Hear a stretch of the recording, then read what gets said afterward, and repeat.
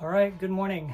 So this is a little different video this morning. So we finished up the base build and that has been delivered. And I'm sorry there's not a wrap up on there. I'll try to post. I think I did an Instagram, just kind of a scroll by on the base to kind of show how it looked like. I have a short video that I made to kind of show the base making noises and before I put a setup on it and that kind of stuff. I may post that, I might not, I don't know. But since then, in the last couple of weeks, we've had some vacation stuff and I've been in and out of town and working on a different project here. So what I'm currently working on is a neck. This is Padalk. It's kind of a fendery thing-ish. And then I have a body here. This is pine. It's just leftover pine from the yard, and this is what it's going to look like. It's meant to be rough, and you can see this has space for the Telecaster type setup. I'm still debating on whether or not I'm going to put like a Bigsby style on it, or if I'm just going to put the regular tail piece and maybe, you know, do a G bender or something with a spoon. Who knows?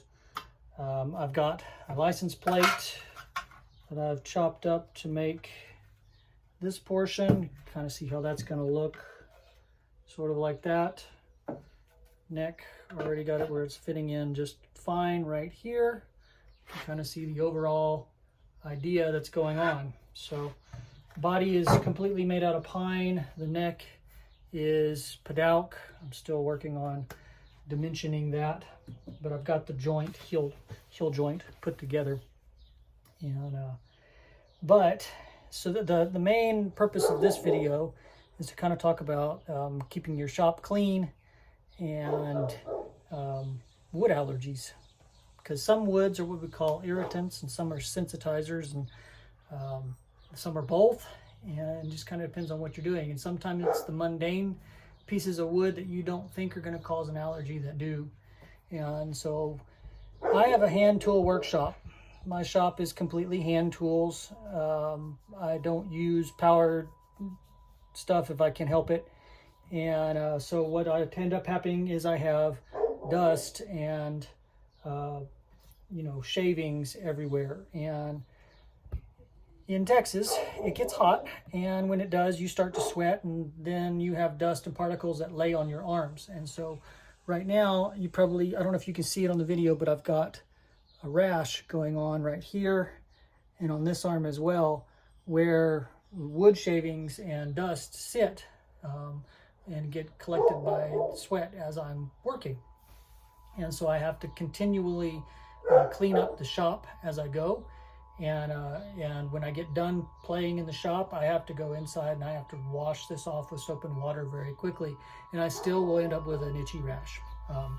Some woods more than others. Like, for example, when I started this build in particular, using Padalk, which I know is a known sensitizer. It's not necessarily an irritant all the time, but it can sensitize you to other woods. And then I have pine, which I didn't think was going to be an issue for me. I've worked with pine before, not an issue. But every time I've cut into this piece of pine, my arms have started to burn and itch like fire, and I've really had to kind of take my time and do one operation at a time and clean up afterwards, because the pine was a problem for me. Okay, different woods have different problems for other people, so it just depends on the wood and what you were doing on that time. I do know that I've worked with other woods, very tropical woods, that are known sensitizers, irritants, and very bad about it. For example, cocobolo. Cocobolo is a known irritant sensitizer.